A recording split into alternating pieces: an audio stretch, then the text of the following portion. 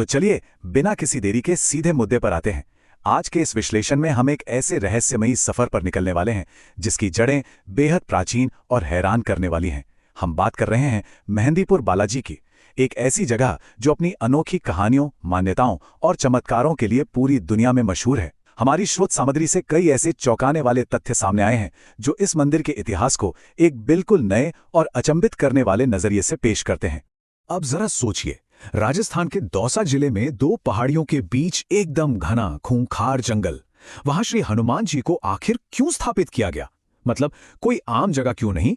यही वो सवाल है जो हमें इस मंदिर के गहरे रहस्य में ले जाता है। ये कोई साधारण मंदिर निर्माण की कहानी नहीं है, बल्कि इसके पीछे एक बेहद अद्भुत और पारलौकिक घटनाक्रम छिपा हुआ है।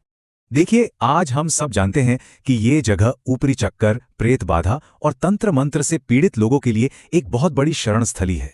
स्रोतों के मुताबिक देश से ही नहीं बल्कि विदेशों से भी लोग यहाँ अपनी रहस्यमयी परेशानियों से मुक्ति पाने आते हैं। ये गहरी मान्यता है कि बालाजी की कृपा से इन सबसे छुटकारा मिल जाता है। लेकिन क्या ये जगह हमेशा से ऐसी ही थी? बिल्कुल नहीं। तो आइए समय के पहिए को थोड़ा पीछे घुमाते हैं। भाग एक अजीब मध्यरात्रि का दृश्य और अतीत का घना जंगल। कल्पना कीजिए, चारों तरफ एकदम घना अंधेरा, कंटीली झाड़ियां और जंगली जानवर। श्री महंत जी महाराज के पूर्वज गोसाई जी एक रात गहरी नींद में सो रहे थे और तभी एक अजीब सी घटना होती है। वो नींद की हालत में ही, मतलब एक स्वप्नावस्था में, अपने बिस्तर से उठते हैं और चलते चलते ठीक उन दो पहाड़ियों के बीच उस खौफनाक जंगल के बिल्कुल बीचों बीच पहुंच जाते हैं। और वहां उन्होंने जो देखा वो सचमुच रोंगटे खड़े कर देने वाला था। जरा सोचकर देखिए, रात का घनघोर अंधेरा है और अचानक हवा में तैरते हुए हजारों जलते हुए दीपक उनकी तरफ आ रहे हैं। हाथियों और घोड़ों की भयानक आवाजें गूंजने लगती हैं। तभी एक पूरी की पूरी विशाल प्रेत सेना वहां प्रकट होती है और श्री बालाजी महाराज की मूर्ति के 3 चक्कर लगाती है। अंत में उस सेना का प्रमुख नीचे उतरता है, बालाजी को प्रणाम करता है और जिस रास्ते से वे आए थे उसी रास्ते से पूरी सेना रहस्यमयी तरीके से गायब हो जाती है। भाग 2, ईश्वरीय बुलावा, जब डर का सामना नियति से हुआ। अब जाहिर सी बात है, कोई भी इंसान ऐसा दृश्य देखकर दहशत में आ जाएगा। उस रात गोसाई जी के अंदर एक भारी कश्मकश चल रही थी। एक तरफ उनका मानवीय डर था, वो बुरी तरह घबराए, दौड़कर घर भागे और बिस्तर में छिपकर इस पूरी घटना को सिर्फ एक बुरा सपना मानकर टालने की कोशिश करने लगे। लेकिन दूसरी तरफ वो ईश्वरीय शक्ति उनका पीछा नहीं छोड़ रही थी। वो पूरी रात सो नहीं पाए, बार बार वही भयानक दृश्य उनके दिमाग में घूम रहा था। और जैसे ही पलक झपकी, उन्हें बिल्कुल स्पष्ट रूप से 3 मूर्तियां दिखाई दीं। और ठीक उसी वक्त एक अज्ञात आवाज उनके कानों में गूंजी, मेरी सेवा के लिए उठो, कार्यभार संभालो, मैं अपनी लीलाओं का विस्तार करूंगा। ये कोई आम आवाज नहीं थी, बल्कि एक गहरा ईश्वरीय आदेश था। लेकिन क्योंकि वहां कोई इंसान दिखाई नहीं दे रहा था, गोसाई जी ने शुरुआत में इसे अपना वहम समझ लिया और अनसुना कर दिया। तो ये पूरी कहानी आगे कैसे बढ़ती है, इसे समझना बहुत दिलचस्प है। शुरुआत में तो सिर्फ वो जंगल का डरावना दृश्य था और 3 मूर्तियों का सपना।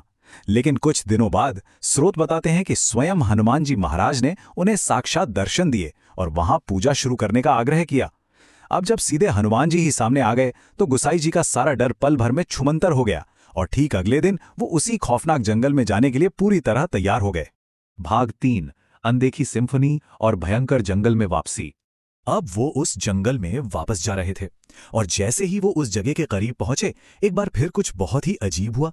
चारों तरफ से घंटियों के बजने की आवाजें आने लगीं, नगाड़ों की तेज थाप गूंजने लगी और सबसे हैरान करने वाली बात, मगरमच्छों की आवाजें, वो भी उस जंगल में।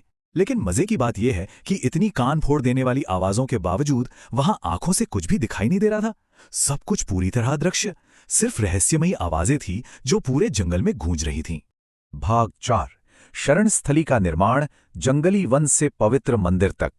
अब सवाल यह था कि इस बीहड़ जंगल में मंदिर बने कैसे? यहीं पर कहानी एक नया मोड़ लेती है, जहां एक इंसान के विजन ने पूरे समुदाय को जोड़ दिया। श्री गोसाई जी ने आसपास के लोगों को इकट्ठा किया और उन्हें अपने इन सारे अलौकिक अनुभवों के बारे में बताया। ये सब सुनकर लोगों ने तुरंत उनका साथ देने का फैसला कर लिया। सबने मिलकर उस खतरनाक जंगल को साफ किया, एक छोटा सा मंदिर बनाया और बस वहीं से विधिवत पूजा अर्चना का वो सिलसिला शुरू हुआ जो आज तक चल रहा है। भाग 5, उपचार की विरासत और आज का मंदिर। आज मेहंदीपुर बालाजी का ये मंदिर पूरी दुनिया में अपनी एक बहुत ही खास मान्यता के लिए मशहूर है। जो लोग तंत्र मंत्र या बुरी शक्तियों के प्रभाव में होते हैं वो यहाँ आते हैं। और सबसे बड़ी बात, मान्यता के अनुसार यहाँ बिना किसी दवाई के सिर्फ श्री बालाजी महाराज की कृपा से लोग पूरी तरह स्वस्थ होकर अपने घर लौटते हैं। यही वो अटूट विश्वास है जो लाखों श्रद्धालुओं को आज भी इस मंदिर की ओर खींच लाता है। लेकिन ठहरिए, इस रहस्यमयी जगह की कहानी सिर्फ यहीं खत्म नहीं होती। प्रेतराज सरकार और कोतवाल कप्तान भैरव आखिर कौन है ये? और भूतों को भगाने वाले उनके वो कौन से चमत्कार हैं जो आज भी अच्छे अच्छों को हैरत में डाल देते हैं?